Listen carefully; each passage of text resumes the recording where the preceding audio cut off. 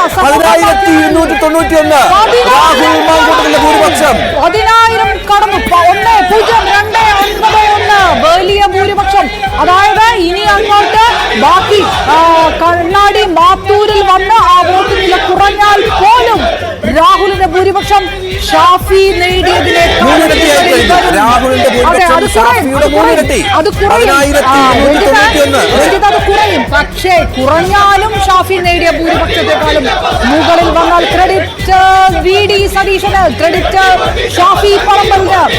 പിന്നോട്ട് പോകുന്നത് VD സതീശനെ ആക്രമിച്ച കോൺഗ്രസിന്റെ ഒരു വിഭാഗത്തിന്, അല്ലെങ്കിൽ ഇടതുപക്ഷത്തിന്, ഇന്ത്യക്കൊക്കെ പ്രതിപക്ഷ നേതാവ് VD സതീശന്റെ ജയം കൂടിയാകും.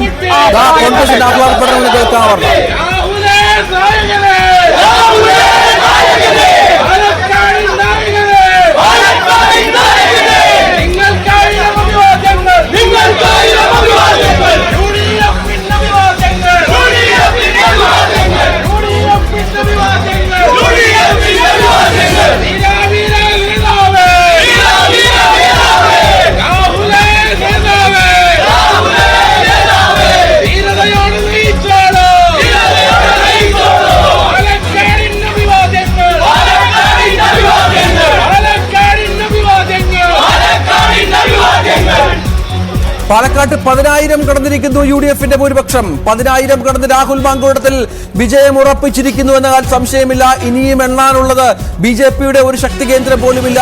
UDFന്റെയും LDFന്റെയും കേന്ദ്രങ്ങൾ മാത്രമാണ് ഇനി എണ്ണാനുള്ളത്. അവിടെ 3 ലക്ഷം പ്രിയങ്ക ഗാന്ധി 3 ലക്ഷം. UDFന് വലിയ ഊർജമാണ് കിട്ടുന്നത് കേട്ടോ. പ്രദീപിനെ അഭിനന്ദിക്കുന്ന മുൻ MLAയും ഇപ്പോൾ MP-യുമായ ശ്രീ രാധാകൃഷ്ണന്റെ ചിത്രങ്ങൾ കൂടി നമുക്ക്. രാധാകൃഷ്ണൻ പലപ്പോഴും ഈ ചിത്രത്തിലില്ല എന്നുള്ള പരാതിയൊക്കെ ഉണ്ടായിരുന്നു, അത്തരം വാർത്തകളൊക്കെ ഉണ്ടായിരുന്നു. പക്ഷെ അദ്ദേഹം പല ഘട്ടങ്ങളിലും പ്രദീപിനൊപ്പം പിന്നീട് അവസാന ഘട്ടങ്ങളിലൊക്കെ ചേർന്ന് നമ്മൾ കണ്ടു. അത് ഇടതുപക്ഷത്തിന്റെ വിജയമാണ്, ഭരണവിരുദ്ധ വികാരമില്ല എന്ന് രാധാകൃഷ്ണൻ പറഞ്ഞു വെക്കുന്നു. UR പ്രദീപ് അല്പസമയത്തിനകം സംസാരിക്കും. ദൃശ്യങ്ങളിൽ കാണുന്ന പോലെ UR പ്രദീപ് ഏതാണ്ട് 10,955 11,000 വോട്ടുകളുടെ ഭൂരിപക്ഷത്തിലാണ് അവിടെ വിജയിച്ചു കയറുന്നത്. വോട്ടെണ്ണൽ അവസാനിച്ചിട്ടില്ല, ഇനിയും ഒരു പക്ഷേ ഭൂരിപക്ഷം വർദ്ധിച്ചേക്കാം. തൊട്ട് തന്നെ ആ വ്യക്തമായ ആധിപത്യം ഉണ്ടായിരുന്നു UR പ്രദീപിനെ സംബന്ധിച്ചിടത്തോളം. ആദ്യം എണ്ണിയത്, ഒന്നാം റൗണ്ടിൽ എണ്ണിയത് വരവൂർ, ദേശമംഗലം, വള്ളത്തോൾ നഗർ, പാഞ്ഞാൾ പഞ്ചായത്തിലൊക്കെ അത് LDFന് ശക്തമായ സ്വാധീനമുള്ള മേഖലകളായിരുന്നു. അതുകൊണ്ട് ലീഡ് പരമാവധി കുറയ്ക്കാൻ കഴിയുന്നുള്ള പ്രതീക്ഷ UDF വിചാരിച്ചു. പക്ഷേ ആ മുന്നേറ്റം ഒന്നും ഉണ്ടാക്കാൻ UDF ക്യാമ്പിന് കഴിഞ്ഞില്ല. എല്ലാ മേഖലകളിലും ഇടത് ക്യാമ്പ് പ്രതീക്ഷിച്ചതുപോലെ UR പ്രദീപ് തന്നെ വോട്ടുകൾ സമാഹരിക്കുന്ന ഒരു കാഴ്ച. 3-ാം റൗണ്ട് ആയപ്പോഴേക്കും ചിത്രം പൂർണ്ണമായിരുന്നു. അതായത് ഇനി ഒരു തിരിഞ്ഞ നോട്ടമില്ല എന്നുള്ളത്. ഇനി വോട്ടെണ്ണാനുള്ള മേഖലകളുണ്ട്. അതിലിനി തിരിഞ്ഞ് അല്ലെങ്കിൽ ലീഡ് നില കൂടും എന്നത് തന്നെയാണ് ഉറപ്പ്. കാരണം UDFന് സ്വാധീനമുള്ള മേഖലകളല്ല. രമ്യ ഹരിദാസ് തിരിച്ചുവരവ് എന്തൊരു അത്ഭുതകരമായ വിജയമാണ്, എന്തൊരു അത്ഭുതകരമായ ഭൂരിപക്ഷമാണ് പാലക്കാട്ട് രാഹുൽ മാങ്കൂട്ടത്തിന്റേത്. 10,000 കടന്ന് 11,000-ലേക്ക് കുതിക്കുന്ന ഭൂരിപക്ഷം രാഹുൽ മാങ്കൂട്ടത്തിന് കിട്ടുന്നു. അപർണ, യാതൊരു സംശയവുമില്ല അക്കാര്യത്തിൽ. കാരണം വലിയ അത്ഭുതകരമായ ഭൂരിപക്ഷത്തിലേക്ക് ഒരിക്കലും പ്രതീക്ഷ കാണില്ല. കോൺഗ്രസ് ക്യാമ്പ് പോലും ഏറ്റവും അവസാനം 5,000-ത്തിനടുത്തുള്ള ഭൂരിപക്ഷം എന്നുള്ള വളരെ പ്രധാനപ്പെട്ട നിലപാടിലേക്ക് എത്തിയ പശ്ചാത്തലമുണ്ട്. ആദ്യമൊക്കെ 10,000 കടക്കുമെന്ന് പറഞ്ഞിരുന്നുവെങ്കിലും ആത്മവിശ്വാസം ഒന്ന് കുറയുന്നുണ്ടായിരുന്നു അവസാന ഘട്ടങ്ങളിൽ. പക്ഷേ ഇപ്പോൾ ഏറ്റവും അവസാനം 10,000 കടന്ന് ഭൂരിപക്ഷം കുതിക്കുന്ന സാഹചര്യം ഉണ്ടാവും.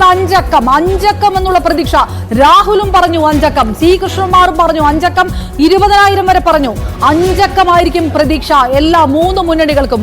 ആര് ജയിച്ചാലും അത് അഞ്ചക്കം. ഇത്രയും ടൈറ്റ് മത്സരത്തിൽ എങ്ങനെ ഒരു അഞ്ചക്കം ഭൂരിപക്ഷം ഉണ്ടാകും എന്നുള്ള ഒരു വലിയ ചോദ്യം ചോദിക്കാതിരുന്നില്ല. പക്ഷെ അതിലേക്ക് തന്നെ കടക്കുന്നു.